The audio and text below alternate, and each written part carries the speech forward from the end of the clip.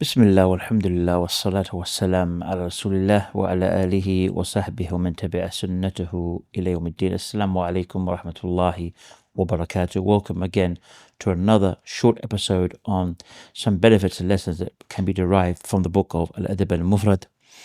We're going to start with chapter 336. When a person seeks something, he should ask for it simply and not flatter. Abdullah bin Mas'ud said, when one of you seeks something, he should ask for it simply. He will have what is decreed for him. None of you should go to your companion and then flatter him, thus break his back. And the means here, it emphasizes the basic fact that whether a person is decent and simple while asking or resorts to unnecessary flattering of his brother, he cannot get more than what is decreed for him. Abu Izzi Isar ibn Abdullah al-Hudali said, the Prophet ﷺ said, when Allah wants a slave to die in a particular land, he will make a need for him to be there. So the commentary mentions, perhaps the narration in relation to the chapter heading seeks to also emphasize preordainment, qadr, qada and qadr, that enjoying the pains of journey to meet a need does not really mean that the need will be fulfilled. Chapter 337, a man's word, may him who hates you not prosper.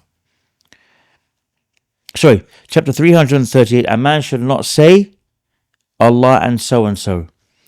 Mughith claimed that Ibn Umar once asked him about his Mawla, and Mughith replied, Allah and so. Ibn Umar said, do not speak in that way. Do not put anyone with Allah. Say so after Allah.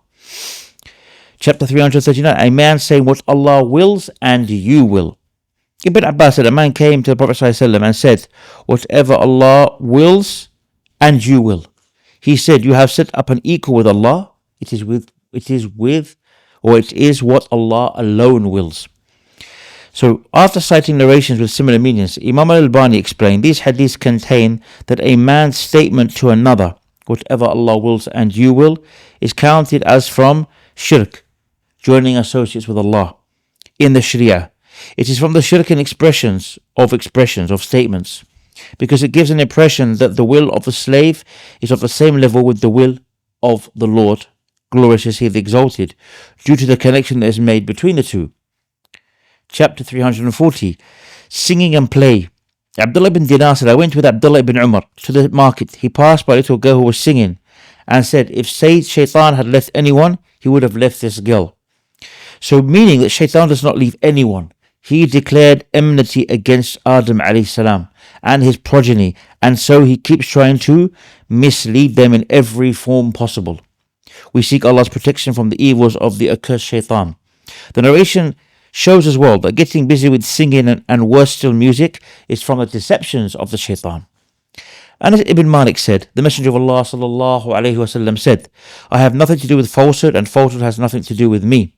He meant that he does not do anything worthless. Ibn Abbas said, the verse of the Quran that says, there are people who buy idle talk, chapter 31 verse 6, means singing and things like that.